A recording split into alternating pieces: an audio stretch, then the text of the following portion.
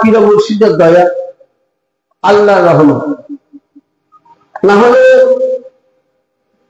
আমি যেভাবে সংকটে আজকে বিপদে পড়েছিলাম, মনে হয় যে আমি ভেবেছিলাম পরীক্ষা পারব না। কালকে আপনাদের মুকাদ্দিম জনাব হাফিজ ও কারি আলমুল কাদেরী মাদ্রাসুল্লাহ আলী তিনার সঙ্গে কথা হলো যে আমি একসঙ্গে যাব হাওড়াতে। আমি যেখানে বর্তমান মসজিদ বা মাদ্রাসার দায়িত্বে আছি, হঠাৎ একটা মানুষ ইন্তেকাল করে, তার জানাজা নামাজ হয়। 3টার সময় ট্রেন বাস ধরে বর্ধমানে মোটামুটি 6টা অবধি যান।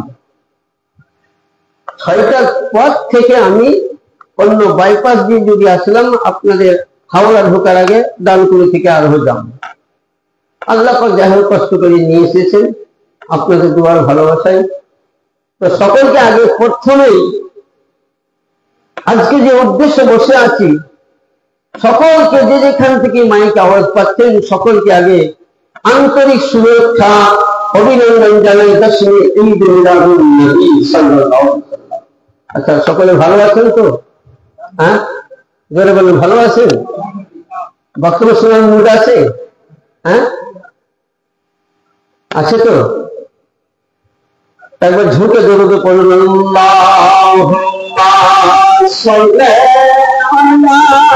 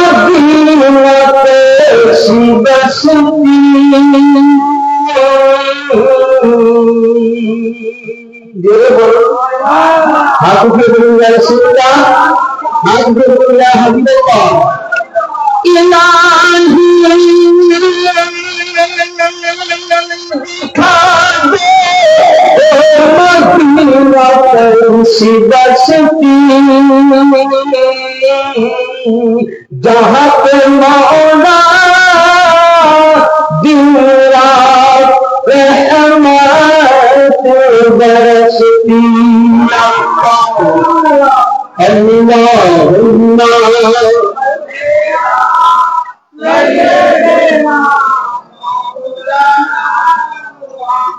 वअला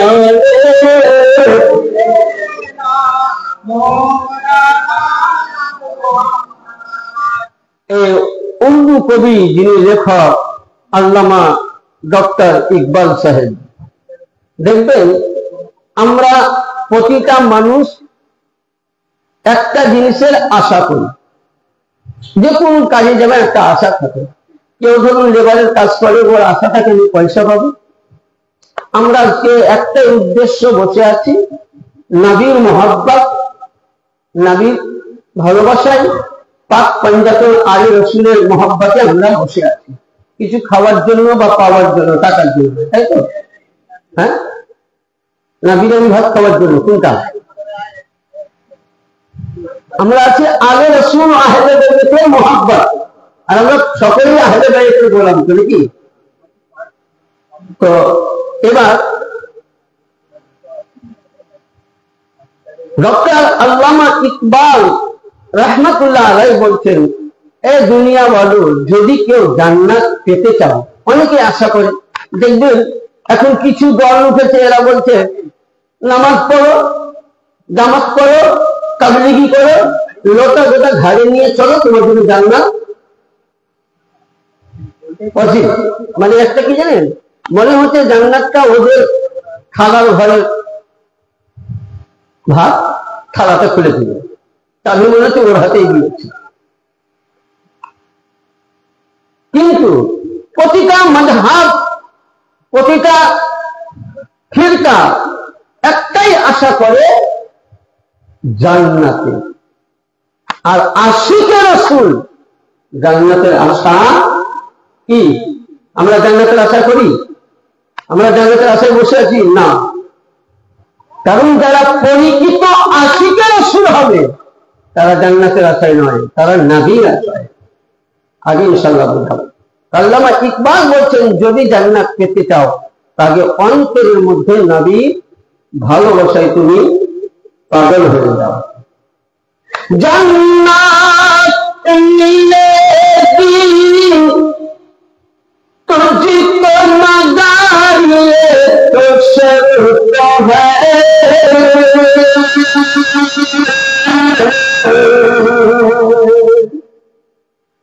जन्नत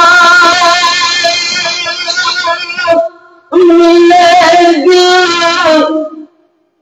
तुझको मगाए तो शर्त है,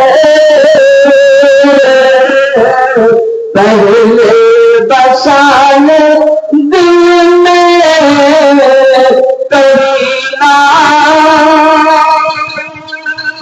रसूल का अल्लाहुम्मा सल्ली अला सय्यिदिना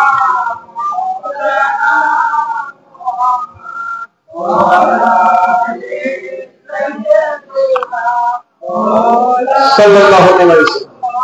আসুন, মহান আল্লাহ পাকের পবিত্র কালামুল্লাহ থেকে, মহাগ্রন্থ থেকে আয়াতে মুকাদ্দাসা তেলাওয়াত করেছি। আল্লাহ পাক বলছেন, কাদ জাআকুম মিনাল্লাহ, নিশ্চয় আমি আল্লাহ তোমাদেরকে দিয়েছি আমার তরফ থেকে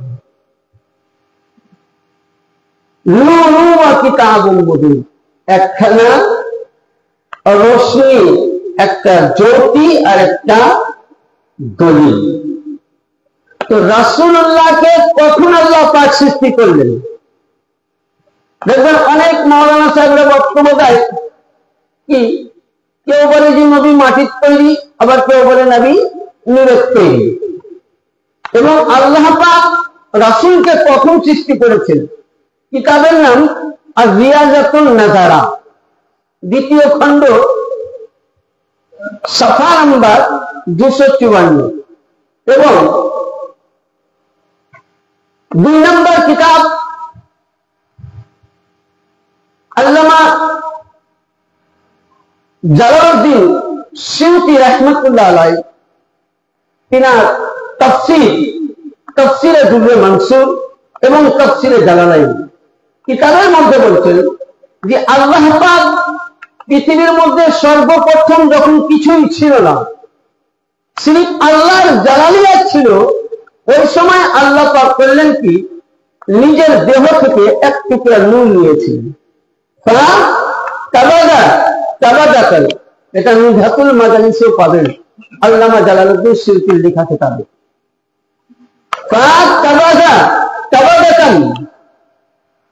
আল্লাহ নিজের কুদরতি দেহ থেকে, কুদরতি অঙ্গ থেকে একটি নূর রাখলেন।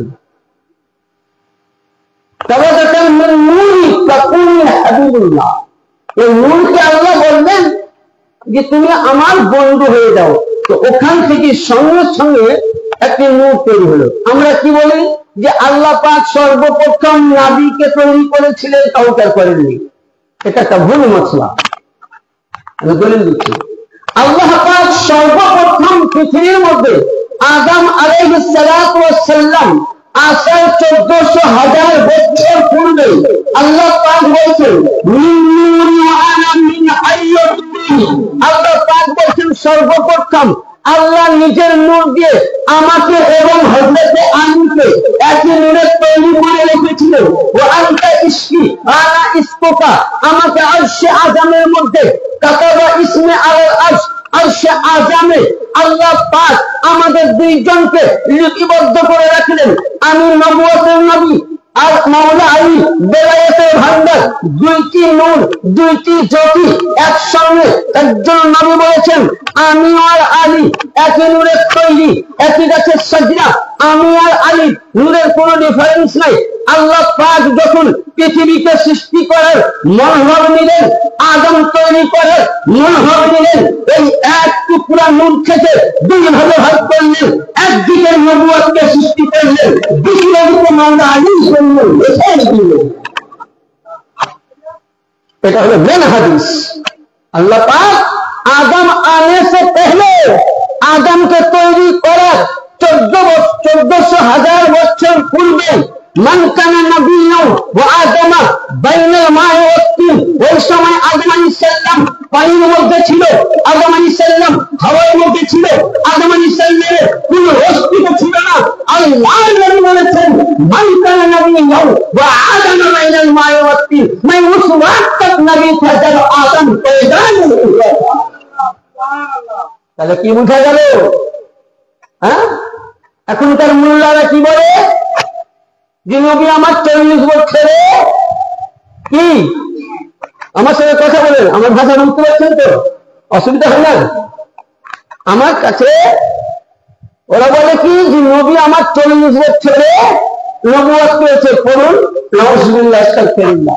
নবী বলছেন মান কানা নবিয়্যান ওয়া আদম বাইনাল মা'i ওয়াত তিন, মান কানা নবিয়্যান ওয়া আদম জিসমু ওয়াল জাসাদ, yani আদম যখন দেহ তৈরি হয়নি, জিসিম তৈরি হয়নি, শরীর তৈরি হয়নি, নাক তৈরি হয়নি, আদম আসার 1400 বছর পূর্বে।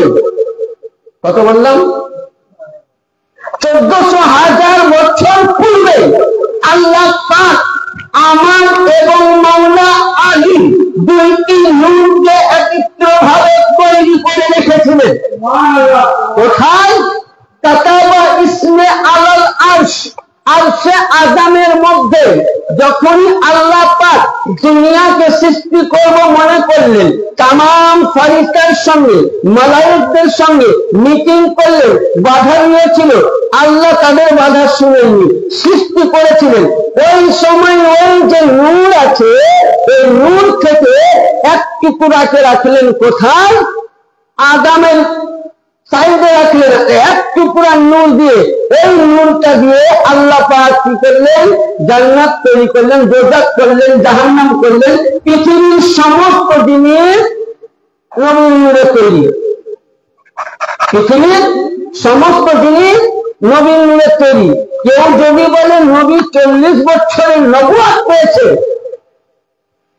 একটা তো মিথ্যা কথা। 2 নম্বর, সে 1 নম্বর মুসলমান থেকে বহিষ্কার হয়ে যাবে।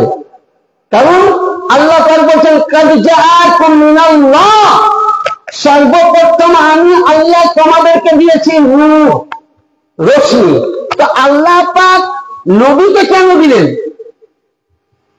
আমার নবীকে কেউ প্রশ্ন করেছিলেন ইয়া রাসূলুল্লাহ, সাহাবায়ে কেরাম, যে আল্লাহ পাক কিতাব দিচ্ছেন, কোরআন আপনার মারফত, নামাজ আপনার মারফত, রোজা আপনার মারফত, তো ও নবী, তো আল্লাহ ডাইরেক্ট তো পৃথিবীর মধ্যে নিজের জ্বালানিয়া দিতে পারতেন।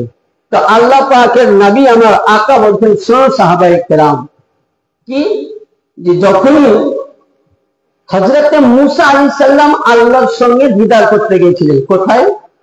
কোহে তুর পাহাড়ে।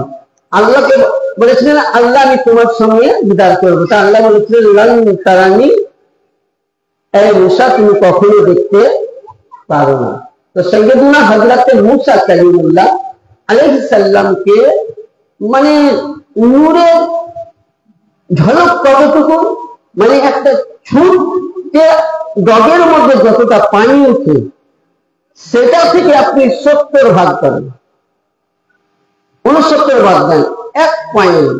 এই 1 পয়েন্ট ঝলক দেওয়াতে মুসা বেহু আর ওহেতু কালো হয়ে গেল। নবী বলছেন যদি সামান্য আল্লাহ নূরের তাজাল্লিয়াতে মুসা কালিমুল্লাহ বেহুশ হয়ে যায় একজন নবী হয়ে, তো আল্লাহ যদি নিজের নূরকে সরাসরি পৃথিবীর মধ্যে পাঠাতেন তো সারা পৃথিবী কামা হয়ে যেত। তার জন্য আল্লাহ পাক আমাকে বাসাইয়া রূপ দিলেন, আমাকে বাসাইয়া বলতে আমি যখন তোমাদের সঙ্গে কথা বলি আমি আল্লাহর বেটা বাসাই মোহাম্মদ হিসাবে, আর আল্লাহর সঙ্গে যখন কথা বলি তাহলে কি বোঝা যাবে যে আল্লাহ পাক আল্লাহ নূরকে জাহিরিয়াত করার জন্য এখন অব্দি পৃথিবীতে দেখেন। আপনাকে পৃথিবীতে ঘোরাই, আল্লাহ পাকের নূর এখনো পৃথিবীতে জাহির হচ্ছে, ইনশাআল্লাহ বুঝতে পারবেন আগে। তাহলে কি বোঝা গেল যে আল্লাহ নবীকে জাহিরিয়াত নূর করলেন যে যাতে আমার নূরখানা দুনিয়াতে প্রচার হয়। তার জন্য আল্লাহ পাক হাদিস শরীফের মধ্যে বলেছেন লাউলা কালামা খালাকুল আফলাক, আমি রাসূলকে সৃষ্টি না করলে কিছুই করতাম না। লাউলা কালামা আযাতুর রুবিয়াত, আমি নবীকে সৃষ্টি না করলে আমি যে আল্লাহ, আমি যে খোদা, আমি যে গড, আমি যে প্রভু এটা কি জানতো না, এটাকে জানতো না। আর 2 নম্বর, আমার নবীর জন্য আমি সবকিছু পরিষ্কার হয়েছি। তাহলে এখানে কি বোঝা গেল যে সৃষ্টির সমস্ত মূল নবী মুহাম্মদ রাসূল সাল্লাল্লাহু আলাইহি ওয়াসাল্লাম। এবার 2 নম্বর আছে কি কোরআন। কোরআন কেন দিয়েছে? হ্যাঁ, যেমন একটা আপনাদেরকে কথা বলি, আপনারা তো আশা করছি যে প্রত্যেকেই মনে হয় যে আমাদের মেদিনীপুর দরবারের মুরিদ আপনারা, তাই তো? মানে কপি থেকে বুঝতে পারা যায় যে এরা কাদেরিয়া বাগিচার গোলাম, মাওলা আলীর আশিক একদম। তো যখন ইনশাআল্লাহ এই মাহফিলে পৌঁছেছি তো যতটা পারবো আপনাদেরকে আহলে বাইত রাসূলকে নিয়ে টানবো। এবার আসুন, যেমন আমরা দেখবেন আমার পূর্বে বক্তা আহলে বাইতকে নিয়ে আলোচনা করলেন। এটা আহলে বাইতের মজলিস নয়, তখন দুটো কথা বলছি। উনি আলোচনা করলেন তো কোরআন, তো হযরতে সাইয়্যিদিনা মাওলা আলী মুশকিল কুশা আলাইহিস সালামকে জিজ্ঞাসা করতেন যে আল্লাহর নবী বিদায় হজে বা হুজ্জাতুল বিদাতে বলেছিলেন ইন্নী তারাকতু ফীকুমুস সাকালাইন, এই দুনিয়া বলো ইয়া আইয়ুহান নাসু, এই দুনিয়া বলো ইন্নী তারাকতু ফীকুম সাকালাইন, আমি তোমাদের কাছে 2টি ভারী বস্তু জিনিস রেখে গেলাম। সাকালাইন মানে ভারী। সাকালাইন মানে কি? জোরে কথা বলুন। সাকালাইন মানে ভারী জিনিস। তো মাওলা আলীকে বলছেন হুজুর সাকালাইন মানে কি? তো বলছে ভারী বস্তু। তো বলছে তাহলে কোরআনও ভারী? বলে হ্যাঁ অবশ্যই। আর আহলে বাইতে ভারী? বলে হ্যাঁ এটাও ভারী। তো বলে হুজুর কি করি? আহলে বাইত আর কোরআন কি করে ভারী হতে পারে? यानी কোরআনের মতন আর পৃথিবীতে বড় কিতাব নাই। আচ্ছা ধরুন এটা একটা কিতাব, একে সামনে রেখে যদি বলেন যে এই কোরআন কি কথা বলতে বলবে, আমার বক্তব্যটা খুব মন দিয়ে শুনবেন, আমি খুব পয়েন্টে কথা বলতে পারবো। আপনি যদি বলেন এই কোরআন কি কথা বলতে বলবে, তাহলে এই কোরআনকে বুঝতে গেলে কি করতে হবে? একটা ইমাম সাহেব আছে প্রিয় মসজিদ, তিনার কাছে যাবেন, জি হুজুর আমরা এই কোরআনের আয়াতটা আমাকে পড়িয়ে শুনুন। উনি পড়বেন, তর্জমা করবেন, তাই তো? কোরআনের কোন ক্ষমতা হলো নিজেকে বলা? একটা যেমন বোবা গুঙ্গার মানুষ, কালা মানুষ বুঝতে পারে কিন্তু বলতে পারে। তো মাওলা আলীকে বলছেন হুজুর সাকালাইনের মানে কি? আমার মাওলা আলী আলাইহিস সালাতু ওয়াস সালাম বলছেন, বলছে সারা পৃথিবীকে একত্র রাখো আর কোরআনকে একত্র রাখো, কোনটা ভারী হবে? তো ওনার খাদিম বলছেন হুজুর কোরআন ভারী হবে। তো উনি বলছেন কোরআনে কয়টা সূরা? বলে 114টা। বলছে 114টা সূরাকে একদিকে রাখো আর কোরআনের মাছ কোনটা? তো বলছে সূরা ফাতিহা। তো ফাতিহাকে একদিকে রাখো। তখন আমার মাওলা পাক জিজ্ঞাসা করছেন কোনটা ভারী হবে? বলে হুজুর কেন ভারী হবে? সূরা ফাতিহা। মাওলা আলী বললেন ঠিক আছে। বলছেন হুজুর, উনি আবার বলছেন, মাওলা আলী বলছেন কোরআনের সূরা ফাতিহাকে একদিকে রাখো আর বিসমিল্লাহির রহমানির রহিমকে একদিকে রাখো। তো কোনটা ভারী? তো খাদিমও ছিল জ্ঞানী, খাদিম বলছেন হুজুর বিসমিল্লাহ শরীফ ভারী হবে। বলে হ্যাঁ। মাওলা আলী বলতেছেন এবার বিসমিল্লাহ 19টি অক্ষরকে একদিকে রাখো আর বায়ের নিচে যে ফোঁটাটা আছে একদিকে রাখো। তো উনি রাখছেন, তো বলতে বলো কোনটা ভারী? বলছে 19টা অক্ষরই ভারী হবে, একটু ছোট্ট ফোঁটা ভারী হয়। তো মাওলা আলী বলতেছেন, কি বললেন? মাওলা আলী বলছেন 19টি অক্ষর একদিকে, বায়ের ফোঁটা একদিকে। মাওলা আলী বলছেন যে কোনটা ভারী হবে? বলে হুজুর যদি ভারী হয় তো বিসমিল্লাহটা ভারী হবে। মাওলা আলী বলতেছেন না, নবী মুস্তাফার দিকে যে আমার আকা নবী বলেছিলেন আনা মাদিনাতুন ওয়া ইন্নাহুম আইন বাবহা, আমি হলাম ইন্নাত দাওয়াতা, আমি হলাম ইন্নাত শহর, আমি হলাম দরিয়া ভান্ডার, আমি হলাম জান্নাত দরিয়া। মাওলা আলী হলো তাজ দরিয়া। মাওলা আলী বলছেন ওরে আমার খাদিম উম্মতে মুহাম্মদী, হে বান্দা খোদা, বিসমিল্লাহ অক্ষর 19টি, বায়ের নিচে ফোঁটা যেটি দেখতেছো ওই ফোঁটার মধ্যে 30টি পারা কোরআন ভরা। ওই ফোঁটাটি হলো মাওলা আলী। এখানে বোঝা গেল জিন্দা কোরআন মুহাম্মদ, জিন্দা কোরআন আলী, জিন্দা কোরআন ফাতিমা, জিন্দা কোরআন আলী নবী পাকে কইবে।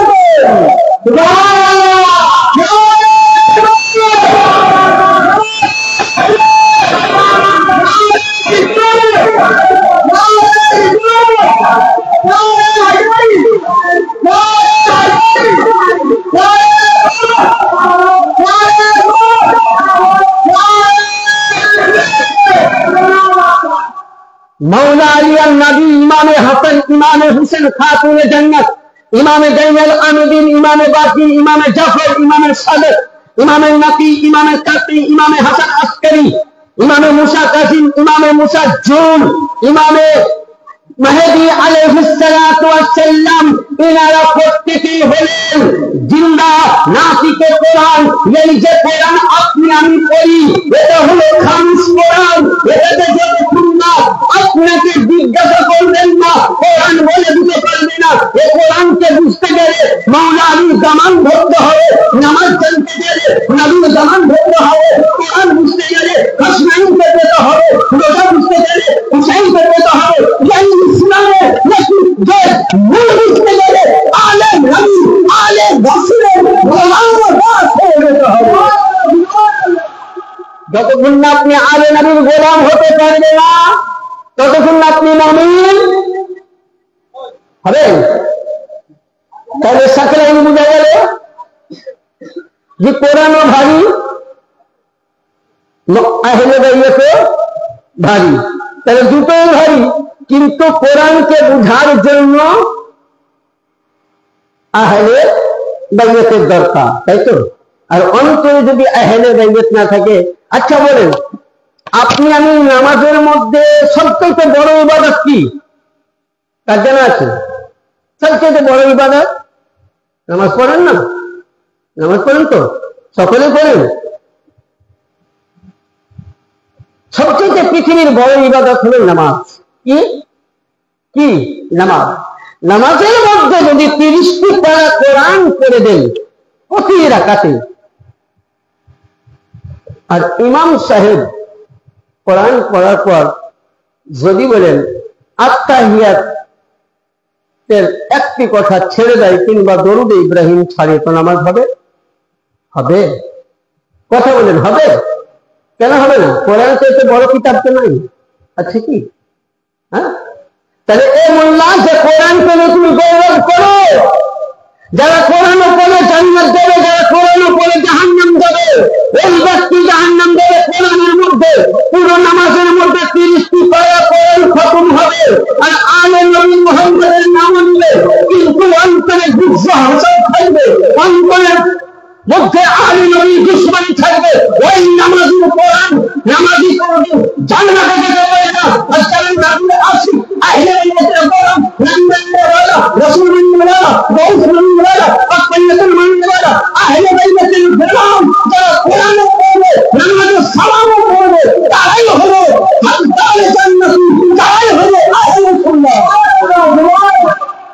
এবার আসুন, এবার আপনাদেরকে কয়েকটা দলিল দেই যে আমরা জশ্নে ঈদ মিলাদুন নবী মানাই কেন। মেন পয়েন্ট আছে, ইনশাআল্লাহ তারপর ওইদিকে যাব। জশ্নে ঈদ মিলাদুন নবী কেন মানাই, প্রথমে কে মানিয়েছিলেন, তারপরে ইনশাআল্লাহ নূরের দিকে যাব। অনেকেই বলে যে ঈদে মিলাদুন নবী নবী করেনি, আমরাও কি আপনাদের করে বলে না, না বলে না, না বলে না, আছে না নাই? হ্যাঁ, ওই জামাত আছে, এ করেও আছে। আল্লাহু আকবার। বিশ্ববিখ্যাত মুফাসসির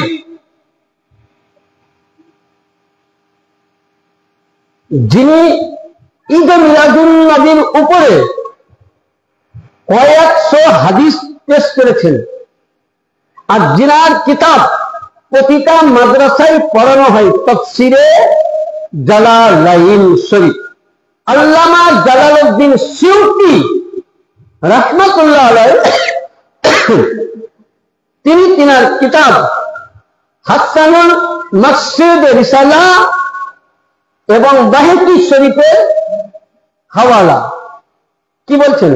قال الحفيظ جلال الدين عبد الرحمن بن ابي بكر السيوطي في رسالة الحسن المقصد وقد ظهر لتخرجوا على اصل اخرجوا وهو مخرج البهقي عن انس عن النبي صلى الله تعالى عليه وسلم عن نفسي بهذه النبوة مع انه قد ورا جد عبد المطلب عنه في سبيل ولادت والإكات لتعدى ملة الثانية فحل ذلك على أن الذي فعله النبي صلى الله تعالى عليه وسلم إظهار لشكر على إيجاد الله يهدي رحمة للعالمين وتسعون أمتي يعني আল্লামা জালালউদ্দিন সিউতি রাহমাতুল্লাহ আলাইহি তিনার কিতাবের মধ্যে বাহকি শরীফের হাওয়ালা এবং কিতাবের মধ্যে উনি বলছেন হাসানুল মাকসিদের মধ্যে এই হাদিসখানা বর্ণনা করছেন কে? হযরতে নবী পাকের কাছের সাহাবী হযরতে আনাস রাদিয়াল্লাহু তাআলা। কি বলছেন? যে নবী করেছে কিনা, নবীর পরিবার করেছে কিনা। সর্বপ্রথম যদি পৃথিবীর মধ্যে নবীর বেলাদাতে মুস্তাফা জশ্নে ঈদ মিলাদুন নবী মানিয়েছেন তো তিনজন। কয়জন? তিনজন। প্রথমে আল্লাহ পাক কে মানিয়েছেন? আল্লাহ পাক, সে কোরআনের হাদিস আমি আয়াত দিই। দুই নাম্বার হযরতে আব্দুল মুতালিব নবীর দাদা যান। তিন নাম্বার হযরতে খ্বাজা সাইয়্যিদিনা আবু তালিব আলাইহিস সালাতু ওয়াস সালাম। জালালউদ্দিন সিউতি বর্ণনা করছেন, আনাস রাদিয়াল্লাহু তাআলা বলছেন যে নবী পাকের দাদাজান সাইয়্যিদিনা আব্দুল মুতালিব নবী যেদিন 12 রবিউল আউয়াল শরীফে পৃথিবীর মধ্যে জন্মগ্রহণ করলেন, ওই সময় হযরতে আব্দুল মুতালিব উনি আকিকা দিয়েছিলেন। দেওয়ার পরে উনি মিলাদ মানিয়েছেন। শুধু এটা নয়, আব্দুল মুতালিব নবী থাকাকালীনে যতদিন বা হায়াতে ছিলেন, নবীর 8 বছর বয়স অবধি প্রতি বছর রবিউল আউয়াল চাঁদের 12 তারিখে উনি করতেন কি? উনি খাসি খাবেন, বকরি জবাহ করে গ্রামবাসীকে খাওয়াতেন এবং জিকিরে খোদা, জিকিরে মুস্তাফা মাহফিল বানাতেন। এখান থেকে দলিল পাওয়া গেল যে পৃথিবীর মধ্যে জশ্নে মিলাদুন নবী সাইয়্যিদিনা আব্দুল মুতালিব মানিয়েছেন। এক নাম্বার। দুই নাম্বার, নবী নিজে খুদ মানিয়েছেন। কেন? আল্লাহ নবী সরকারে মদিনা সাল্লাল্লাহু আলাইহি ওয়াসাল্লাম রবিউল আউয়াল শরীফ চাঁদের 12 তারিখে উনি প্রতি সোমবার রোজা রাখতেন। আল্লাহর নবীকে সাহাবীরা জিজ্ঞাসা করছেন যে ইয়া রাসূলুল্লাহ, আপনি 12 তারিখে কেন রোজা রাখেন? তো আমার আকা নবী মুস্তাফা বলছেন, আমি 12 তারিখে জন্মগ্রহণ করেছিলাম, সে খুশিতে রোজা রাখি। এবার আমরা যখন খুশি পালন করি তো লোকের কি হয়? গাজালে না? হ্যাঁ, লোকের তো গাজালে না, জ্বলে না। লোকে বলে কি এরা কোথায় করে বললে খুশি মানানো, কোথায় করে? আর আল্লাহ পাক কোরআন শরীফের আয়াত দিতে দেখুন, কুল বিফাদলিল্লাহ বিরহমাতিহি ফাবিযালিকা ফায়ানফারু ওয়া হুয়া খায়রুম মিম্মা ইয়াজমাউন। yani হে সূরা ইউনূস আয়াত নাম্বার 10 আয়াত নাম্বার 58 এর মধ্যে বর্ণনা আছে, হে মুহাম্মদ সাল্লাল্লাহু আলাইহি ওয়াসাল্লাম আপনি বলে দিন আপনার উম্মতের মধ্যে আল্লাহ পাক তোমাদের জন্য পৃথিবীর মধ্যে সবচাইতে বড় রহমত আমি আপনাকে দিয়েছি। তাকে আল্লাহ বলছেন, হে রাসূল আপনি বলুন আপনার উম্মতকে যা দিয়েছি তার চাইতে বড় রহমত আপনাকে দিয়েছি। তাহলে আল্লাহর কোরআন বলতো যে হে নবী আপনার উম্মতকে আপনার জন্য রহমত। মানে আজকে সুন্নি মুসলমান আশিকে রাসূল পৃথিবীর মানুষ নবীর নামে মানে মিছিল করে, নবীর নামে জুলুস করে, নবীর নামে মিলাদ মানায়, বিদাত হয়ে যায়। আজকে যারা বেদাতের ফতোয়া দেয় তারা কখনোই মুসলমান হতে পারে না। কারণ আমি নয়, স্বয়ং আল্লাহ পাক নবী আসেনি, তার পূর্বে আল্লাহ নিজের মিলাদুন নবী ফেরেশতাদের এবং নবীকে নিয়ে বানিয়েছেন। রাসূল বলে কোথায়, কোন কিতাবের মধ্যে আছে? এবার আপনাকে আমি দলিল দেই, কোরআনে পাক উঠান, তাহলে বুঝতে পারবেন যে কোন কিভাবে আল্লাহ পাক নবীদের মিলাদ মানিয়েছেন। একবার দরুদ পাক পড়ুন, আল্লাহুম্মা সাল্লি আলা সাইয়্যিদিনা ওয়া আলা আলি সাইয়্যিদিনা মাওলানা আল্লাহুম্মা সাল্লি আলা সাইয়্যিদিনা ওয়া আলা আলি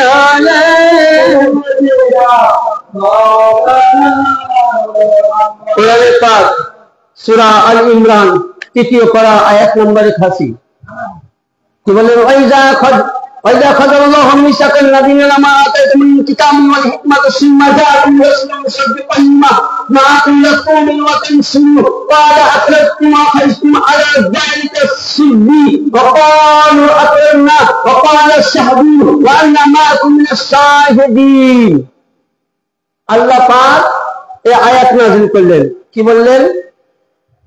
আল্লাহ পাক তামাম নবীকে পৃথিবীর মধ্যে তখন কিছু হয়নি, আল্লাহ পাকের আরশে আযমে নবীর নূর থেকে জান্নাত জাহান্নাম নবী ফেরেশতা যখন সৃষ্টি হলো তো 1,25,000 বা কম বেশি 2,23,999 জন নবী ও রাসূলের নূরকে এক জায়গায় রাখলো। আচ্ছা বলেন, একসঙ্গে যদি 1,24,000 বা মতান্তরে 2,23,000 নূরের পাককে যদি এক জায়গায় রাখা হয় তো আলো কেমন হবে জ্বলতি? হ্যাঁ, 2,500 হ্যালোজিন যদি এই জায়গার মধ্যে 1,24,000টা রাখা হয় তো জায়গাটা অন্ধকার থাকবে? হ্যাঁ, ওখানে সমস্ত নবীদের নূরকে এক জায়গায় রাখলেন। আর আল্লাহ পাক করলেন কি, ওই সময় আল্লাহ রাব্বুল আলামিন আমার রাসূলের নূরকে তাদের সামনে পেশ করলেন। তো যেমনই তাদের নূরের পাশে নবীর নূরকে এক ঝলক দিল, তখন আম্বিয়া কেরাম জিজ্ঞাসা করছেন কোরআনের ভাষায় শুনি, ক্বালু রাব্বুনা মান গাশিয়া নূরা, জি আল্লাহ এটা কার নূর, কার রশ্মি, কার জ্যোতি, যে যার নূরে পাক রশ্মি জ্যোতিতে আমাদের নূরকে ঢেকে নিয়েছে, তার কাছে যেন আমরা ছায়া হয়ে গেছি। তো ওই সময় আল্লাহ বলছেন, হাদা নূর মুহাম্মদ বিন আব্দুল্লাহ সাল্লাল্লাহু আলাইহি ওয়াসাল্লাম। তখনই আল্লাহ পাক এটা মুহাম্মদ বিন আব্দুল্লাহ ছেলে, বাবা আমার আব্দুল্লাহ ছেলে এবং রাসূল তার নাম মুহাম্মদ। তখনই এদেরকে আমার আল্লাহ পাক কোরআনের আয়াত দিয়ে কি বলতেছেন? আল্লাহ পাক বলছেন, যে আমি তোমাদেরকে হিকমত দান করব, আমি তোমাদেরকে ইজ্জত দান করব, আমি তোমাদেরকে নবীর নবুয়ত দান করব, আমি তোমাদের মধ্যে কাউকে রিসালাত দান করব, আমি তোমাদের মধ্যে কাউকে নবুয়ত দিব, আমি প্রত্যেককেই নবুয়ত কি দান করব, কিন্তু আমার একটা শর্ত আছে। কি? সেটা সমস্ত নবীগণ সিগনেচার করেছিল। কি করেছিল? আমরা গ্রামে কোনো মিটিং হলে মসজিদে আমরা একটা রেজিস্ট্রেশন করি না গ্রামবাসী মিলে? তো আল্লাহ পাক ওই সময় তামাম নবীদেরকে নিয়ে উনি সিগনেচার করলেন, অঙ্গীকার করালেন। এবং অঙ্গীকারে কি করলেন এখানে পাবেন আপনি তাফসিরে রুহুল বায়ান কিংবা মিশকাত শরীফ, তিরমিজি শরীফ যদি কাউরির কাছে মাতান আরবিওয়ালা আছে তো নিয়ে আসুন। লেখা আছে ইন্নী আমানতু বিহি জাআলনাকুম নবী আম্বিয়া।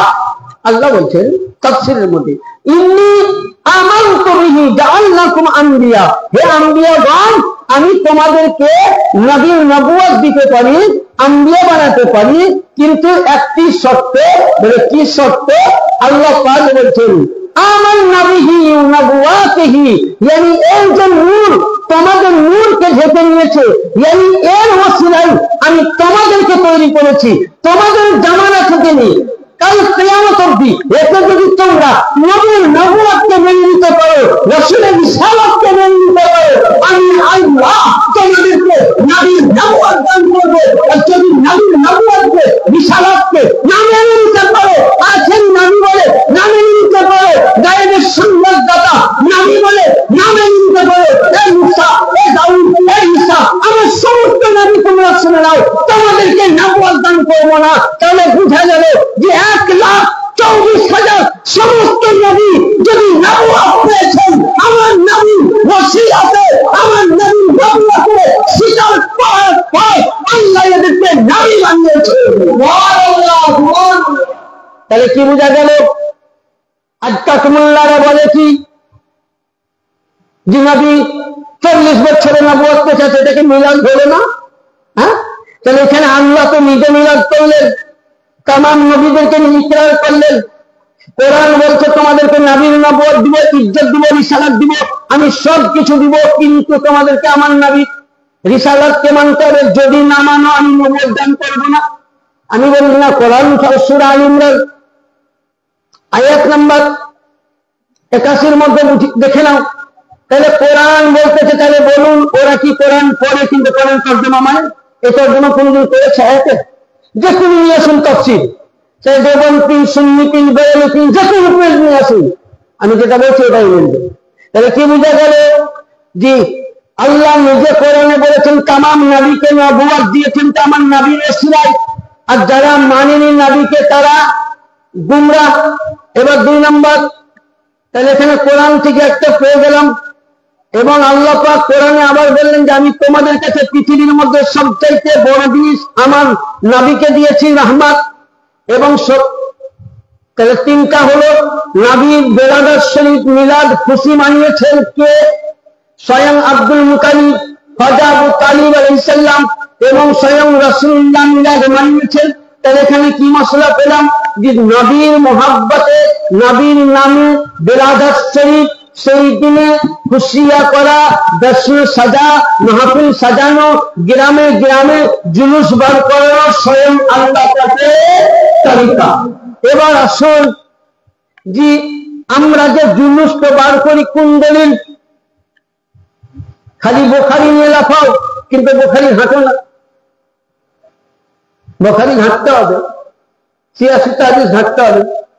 বুখারীর আগে তো আরো হাদিস ছিল, তাই তো? কি ছিল না? আরে নবী চলে যাওয়ার 240 বছর পর ইমাম বুখারী লিখেছেন, তাহলে 240 বছরের হাদিস কোথায় গেল? হ্যাঁ, কি কথা বলতে আসছে তো? নবী পর্দা নিলেন 240 বছর পর, ইমাম বুখারী সর্বপ্রথম বুখারী লিখেছেন। কারণ নবী পর্দা নেওয়ার 200 বছর পর বুখারীর জন্ম, ইমাম বুখারী ইসমাইল রহমতুল্লাহ আলাইহির জন্ম। 40 বছর পর উনি হাদিস লিখেছেন। আচ্ছা বলুন, তাহলে 240 বছরের হাদিসগুলো কোথায় গেল? না ওর হাদিস ছিল না? কি ছিল? তাই হাদিসগুলো কই শুনেছি? কোন আলেম বলেছেন না, দোষ আপনাদের না, দোষ আমাদের, দোষ আমাদের, কারণ আমরা পৌঁছাই না। আরে ইমাম বুখারীর আগে অনেক ইমাম গেছেন, তাদের হাদিসগুলো রিসার্চ করো।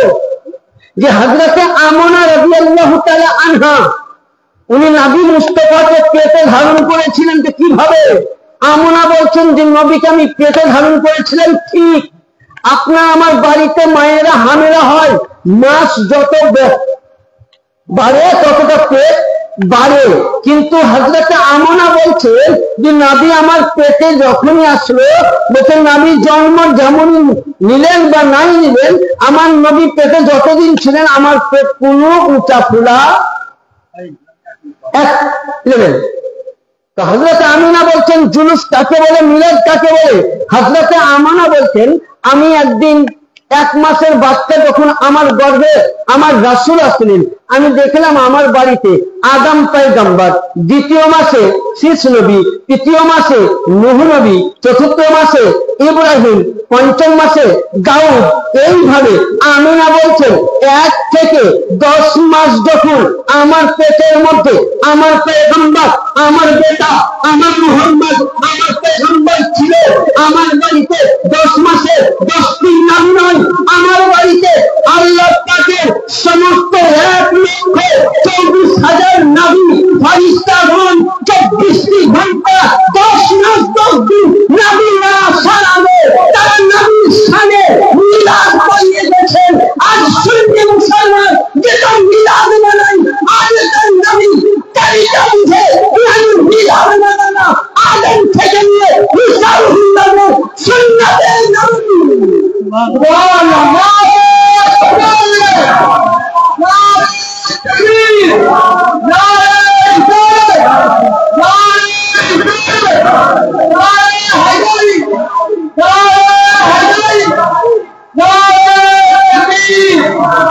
তাহলে নবীর বাড়িতে আজকে আমরা মিলাদ মানাই, তোমরা ফতোয়া দেয় মোল্লা কিতাব খুলো, আদম নবী থেকে নিয়ে 1,24,000 সমস্ত নবী আমনার বাড়িতে নবী আসার আগে মিলাদ মানিয়েছেন। তাহলে মোল্লা এটা নবী নয়, আগেকার নবীরাও করেছেন, নবীর দাদাও করেছেন, নবীর চাচা করেছেন, নবী নিজে করেছেন, এবং আল্লাহ পাক তামাম নবীকে নিয়ে ফেরেশতাকে নিয়ে মিলাদ মানিয়েছেন। তাহলে মিলাদকে যদি কেউ বলে দশমে বেলাদাতকে যদি কেউ বলে বেদাত, তাহলে জানবেন জন্মের দোষ আছে। কারণ একটা কথা শুনেন, আচ্ছা নাপাক অবস্থায় কোরআন ছোঁয়া যাবে? নামাজ পড়া যাবে? কাবা ছোঁয়া যাবে? হ্যাঁ, তাহলে নাপাক অবস্থায় কোরআন ছোঁয়া যাবে না, নামাজ পড়া যাবে না, কাবা ছোঁয়া যাবে না, কাবা তওয়াফ করা যাবে না, হাজারে আসওয়াদ তওয়াফ করা যাবে না, এবং মাকামে ইব্রাহিমের নামাজ পড়া যাবে না। তাহলে নামাজ পড়তে গেলে ওযুর প্রয়োজন, কোরআন পড়তে গেলে ওযুর প্রয়োজন, হজ করতে গেলে ওযুর প্রয়োজন। তাহলে কাবাকে কাজ করতে গেলে ওযুর যেমন প্রয়োজন হতে হয়, নামাজ হোক বা বেনামাজি হোক, ওযুর হোক, যেমন কাবাকে জানার জন্য, কাবাকে বুঝার জন্য, কাবাকে চুমার জন্য, কোরআন পড়ার জন্য, নামাজে জানার জন্য ওযু যেমন প্রয়োজন। নবীর ঘরানা, নবী থেকে নিয়ে পাক পাঞ্জাতনকে জানতে গেলে হালালি মানে হালালি যেটা হতে হবে, হালালি যেটা হলে নবীর ঘরানা বুঝতে পারবে না। কত সহজ! আলীকে জানা, ফাতেমাকে জানা, নবীকে জানা, হালালি মায়ের খুন হতে হবে, আর বাপকে হতে হবে নামাজি। চট করে বলে দিচ্ছেন নবীর বেলাদাত, তাহলে নবীর তো নবীর বেলাদাত তো নবী আসার আগেই সমস্ত করেছেন। শুধু এটা নয়, সাইয়্যিদিনা আবু বকর রাদিয়াল্লাহু তাআলা তিনি হাদিস দিচ্ছেন কয়েকটা। উনি বলছেন আন আবু বকর ক্বালা মান আনফাকা দিরহামিন আলা কিরাতিল মাউলাদিন নবী সাল্লাল্লাহু আলাইহি ওয়াসাল্লাম। এই কিতাবটা ইমাম শাফিঈ লেখা। আমি যে কিতাবের হাদিসটা হাওয়ালা দিচ্ছি ইমাম শাফিঈ লিখা। তিনি বলছেন, আবু বকর বলতেছেন যে কোন ব্যক্তি যদি নবীর আজকে আপনি মিলাদ খাইয়েছেন, আপনারা গ্রাম থেকে যে যেমন ব্যক্তি সে তেমন চাঁদা দিয়েছেন, ইজলাস সাজিয়েছেন, আমি কসম খোদার খেয়ে বলি আবু বকর বলতেছেন যে নবীর মিলাদে 1 টাকা দান করলো সেই ব্যক্তিকে আবু বকর যতক্ষণ নিজে জান্নাতে নিয়ে যাবেন, আবু বকর জান্নাতে। তাই বলুন মিলাদ করা জায়েজ না না জায়েজ? তোমরা বলছো আমরা সাহাবী মানি, তোমরা সাহাবী মানো, তোমরা পাক্কা ওয়াহাবী। কারণ যে সাহাবী মান্যওয়ালা যদি হয় আবু বকর, আবু বকর বলছেন যে মিলাদে খরচা করলে সে আমি তাকে জান্নাতে নিয়ে যাব। ওমর ফারুক আজম দ্বিতীয় হাদিস বলছেন, আন ওমর ইবনে খাত্তাব, তিনি বলছেন মান আনফাক্তা দিরহামান ইসজামান কিরাতি আলাল ইসলাম, মানে কোন ব্যক্তি যদি মিলাদের জায়গাতে এই জায়গায় মিলাদ কেউ যদি এই গ্রামবাসী মহল্লাবাসী মিলাদের জায়গাতে তাজিম করলো, সম্মান করলো, শ্রদ্ধা করলো, ওমর বলতেছে সাহাবায়ে কেরামরা জীবন দিয়ে যেমন ইসলামকে বাঁচিয়ে ওরা জান্নাতের হকদার হয়েছে, নেকির হকদার হয়েছে, শহীদের দরজা পেয়েছে। তো কোন ব্যক্তি যদি মৌলুদ নবীর জায়গাতে তাজিম করে কিয়ামতের দিনে ওমর বলে দেবে শহীদের দরজা পাবে। কয়টা হাদিস দিলাম? কয়টা হাদিস? 2টা। এবার আসুন হযরত ওসমান গনি জিন্নুরাইন, তিনি বলছেন কোন ব্যক্তি যদি নবীর মিলাদে 1 দিরহাম খরচা করে তো আল্লাহ পাক বলতেছেন সে ব্যক্তির জন্য নবীর মহব্বতে খরচা করেছে, আমি তার জন্য জান্নাত খুলে রেখে দিয়েছি। এবং মাওলা আলী বলতেছেন ছেড়ে খোদা আপনার আমার আকা, আপনার আমার মুশকিল কুশা, তিনি বলছেন কোন ব্যক্তি যদি মিলাদের মধ্যে তাজিম করলো, মিলাদের মোহাব্বত করলো, মিলাদের খরচা করলো, আমি মাওলা আলী বলে গেলাম সে ব্যক্তি তার কিয়ামতের ময়দানে হাসরের প্রান্তরে ওয়াজাবাত লাহু শাফাআতুহু ইয়াউমাল কিয়ামাহ। নবী বললেন হে আলী যে আমার বিলাদাত মানিয়েছে আমি মুহাম্মদ বলে গেলাম তাকে সঙ্গী করে আমি জান্নাতে নিয়ে যাব। আজকে তোমরা করো কি? কোরআন নাজিল হয়েছে কোন মাসে? কোরআন নাজিল কখন হয়েছে? হ্যাঁ, কোরআন নাজিল হয়েছে রমজানে। তার জন্য তোমরা কোরআনকে কি বলো যে সবচাইতে পবিত্র। কিন্তু আমি আপনাদেরকে একটা নতুন হাদিস, যদিও শুনেছেন হয়তো মনে নাই, হাদিসটা শুনে রাখুন। এই হাদিসের লেখক প্রথম নম্বর আত-তাহজিবুল মুতাহিজির কিতাব, 2 নম্বর ইমাম আল্লামা নিশাপুরী রহমতুল্লাহ আলাইহি, ইমামে ফখরুদ্দিন রাজি রহমতুল্লাহ